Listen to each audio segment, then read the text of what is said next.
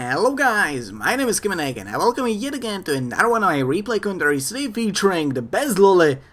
Oh, you ain't the Bestloli. I already picked my Bestloli. I got my Bestloli and you stand no chance against her. I got the Bestloli. Alright, that was a bit embarrassing. Still though, the Lola is gonna be playing in a T28 Prototype. He, she, his, hers, either way. I'm gonna be calling him in the male pronunciation. I don't know. Still though, I'm gonna be playing. Blank? I'm not gonna be playing. I'm gonna be commentating. Still though, the Bestloli is playing in a T28 Prototype, which is yet again another one of those tanks that I don't see being played all that often nowadays. And despite the fact that I'm kinda hesitant about saying this, but and despite of the fact that it's currently arguably one of the most powerful tier 8 tanks. Still, the T28 Prototype is, you know those characters that are in every single game that seem to be doing really freaking well when they are against you, or not exactly those. I'm talking about those characters that are always played by pros, and whenever you see them against you and they are just wrecking shit, you don't understand why are the pros playing it. They don't seem to be all that powerful. Like, when they are against you, they are quite powerful, but when you play them, you just can't seem to do good with them. You try to check their stats, you try to check everything about them, you try to play them, and while you feel powerful just for the fact that you are playing one of those pro characters, you're just not doing good. You're just losing over and over and over again. The same thing, I do have a feeling, is the T28 Prototype. For most of the people playing this tank don't have a single clue about why this tank is so powerful. So yeah, let me quickly sum it up. Why is this tank so powerful? This tank has a TD gun, which is no surprise. A lot of tank destroyers in the game have a tank destroyer gun. Still though, this tank, on top of a gun that is capable of competing with literally any other tank destroyer on a tier 8, it also has armor that is capable of rivaling the heavy tanks. There's also no surprise that regular T28 also has that. The JP2, the Ferdinand, every single other TD, almost every single other TD, has that armor. But what they do not have, what the T28 Prototype does have, is a threat. Which, while not fully traversable, so when for example a light tank will decide to engage onto you and circle you out, they can do that rather easily, relatively easily. But this tank, thanks to the fact that it still has a turret that is capable of turning 90 degrees to the side, it can be played pretty much identically to regular heavy. We can see it right here as the Lola is currently peeking from behind a corner and he's able to shoot at that enemy choke point over there at the enemy VK101P. Another shell into his cupola, nope, into the front of his turret. I got no idea how you managed to penetrate it. Oh yeah, it's because, oh, you filthy little bugger, abusing those premium rounds. Well, you're gonna run out of them relatively easily. Anyway, he's currently abusing the fact that this tank can be played pretty much identically to regular heavy, and we can see that the enemies are unable to do anything against him. And look at that, he has some of the most powerful tier 8 and tier 9 tanks against him over there. And he already took care of the IS-3A. He already took care of the VK, and oh, that was a loud shot. Either way, the Conqueror was finally capable of putting a shell into him, but he put one shell back. And soon enough, our hero will also take care of him completely. There are two other tanks over there, one of which is the KV5, which shouldn't really pose much of a threat against you, because even if he will use the premium rounds, he shouldn't be able to do all that much. And the Super Pershing, which is probably the only thing that could pose some threat against you, because that tank actually has a pretty decent armor. Also, I'm currently looking at my OBS, and it looks as if the game was a bit laggy. Hopefully it doesn't look like that in the actual video, because I'm kinda scared and I don't wanna reset for like a 4th time, because yeah, I seriously got no idea what the hell is causing those lags. Still though, our hero is currently waiting for the enemy to make a move, but they seem to be scared, all of them, apart from the Super Pershing, which for some reason decided that it would be a good idea to show an entire side armor to an enemy tank destroyer. Alright, man, go with that attitude. That is definitely going to help you. Those are some high level strats we see over there. And the loli is currently trying to look for a look for a shot on that KV5, but he's unable to find one. Over there, oh, the Conqueror is going ham onto you. The Conqueror is going YOLO. That is not good. There is an enemy super pershing, which decided to load in some high explosive and actually cause some damage to you, more precisely 49. Oh, and there's the enemy Conqueror. Will he be able to put a shell into you? Yes, he will be able to put a shell into you, but he won't be able to penetrate it. Currently, the Conqueror is trying to use his amazing DPM to his advantage, but he's unable to catch you thanks to this hell being in a way. Right now, your alien over there decided to go YOLO, full ham mode on that enemy Conqueror, allowing you to get a pretty decent shot into the back of his turret and another really good shot into his frontal plate.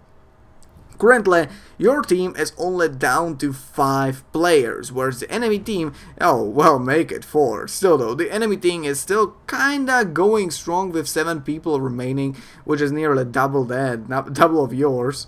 So, yeah, you are quite terribly losing this game. Losing this game quite terribly. Well, soon enough, well, there we go, make it 3 remaining tanks as the Object 257 just died. Also, I should point out one thing about the Object 257, and that is that that tank is kind of like all bark and no bite. I don't see it, I actually see it quite often. And I always thought that it's gonna be like a scary, super powerful tank that's gonna be like impenetrable, like, you know, like all those rusky freaking impenetrable fortresses, ice free and shit. Oh, and there is an enemy JP2 trying to go an interesting tactic. Doing an interesting tactic against you. He's probably expecting you to shoot at his superstructure, and you will be able to penetrate it. Oh, man. Oh, and that guy is also using an interesting tactic of just flipping himself onto the side. Look at this, look at this. I've never seen such a tactic before. Oh, and there is the JP2 engaging onto you and the Sturzfang S1 right beside of you. But you will be able to reload quicker because you got lower alpha damage. There we go, that's the JP2 taken care of. Soon enough, will you be able to take care of that AMX as well? No, you won't be able to take care of it because that thing will run away. Instead of that, the AMX CDC decide to run from behind of that AMX and right now decide to, oh my god, another person using an interesting tactic, ramming with an AMX CDC. I've never seen that. I've never seen that before. Alright, but you got literally no armor on the thing. How the hell do you physically expect to do any damage to a tank that is kinda infamous for how ridiculously powerful its armor is? Anyway, currently there is at least one enemy tank in your camp circle, another enemy tank which is doing high level tactics over there, and another enemy tank is probably camping his base around because it's a bloody artillery. That means that there is probably just these 2 enemies that are currently going after you. Oh, and yeah, I was partially correct because the T29, Type 59, right now was spotted and he decided to scuttle away like a little cockroach that he is. That tank shouldn't pose any threat to you because that thing doesn't really have the greatest penetration of all, and even if he will load in the premium rounds, I know that he will be able to penetrate your frontal plate unless you will face him directly. Oh, and there's the enemy MX-3090 looking for a shot at you or the Sturzfang. Doesn't seem like he will get it. Doesn't seem like he will get it. However, the Type 59 is getting progressively more aggressive and trying to push onto that Sturzfang S1. Oh, and the enemy artillery just dunked a pretty nasty shell into that Sturzfang S1. And right afterwards, he was finished off by the AMX. Alright, you're trying to reach your cap circle. Hopefully you'll reach it before they'll be able to cap it. There we go, you took care of that MX, and soon enough the Type 59 will engage onto you. But what the hell are you doing right now? There's an enemy capping your cap circle. The Type 59 literally went onto you, went against you, just to hold you down for a while. He tried to buy some time for his buddy over there in a cap circle, which in the meantime was able to win the game. Oh man, G freaking G nonetheless. And in the post-game stats, we may see just how much of an amazing game this was, as the Bestloli was capable of getting himself only 7 medals in total, out of which only 3 were a bit rare. He also was capable of getting himself finally a second mark of excellence. Congratulations to that. Sadly, he wasn't able to get all that many medals thanks to the fact that, well, as we might see over here, it wasn't him in the T28 Prototype that won this game, but rather than that, the deputy dad playing in his 28 Prototype that won this game. I should also point out one thing, and that is that the enemy T28 Prototype also had a pretty decent game. And also that the enemy JP2, which went with the tactical charge over there, also had a pretty damn decent game. Still though, the Bestloli was capable of getting himself, seriously I'm gonna call him himself because, I'm gonna call it him because, man, I don't believe that there is a girl in the world that would call herself Bestloli. Still though, I think the Bestloli was capable of getting himself damaging the enemies by 8,595 damage, and he was capable of getting himself 1,526 experience. Thanks to different bonuses and stuff, he was capable of getting a grand total of 6,719 experience. Absolutely amazing result. He was also capable of getting 8 kills and nearly 80,000 credits for this game, which I'm kind of surprised by the fact that he was spamming so many premium rounds from the beginning of the match. We can see that he actually spent nearly 75,000 on just ammunition. He just he shed out. He didn't shoot them. He just shed out those premium rounds. Jesus, it was so disgusting. But he actually managed to use a plentiful of his regular standard rounds, so I can kind of close my eye on that and be like, nope, I didn't see that premium spam at all. I didn't see it at all. Yeah. Still though, what an amazing game. Sadly it was a loss, but I hope you enjoyed it as much as I did, and I'll see you next time. Bye.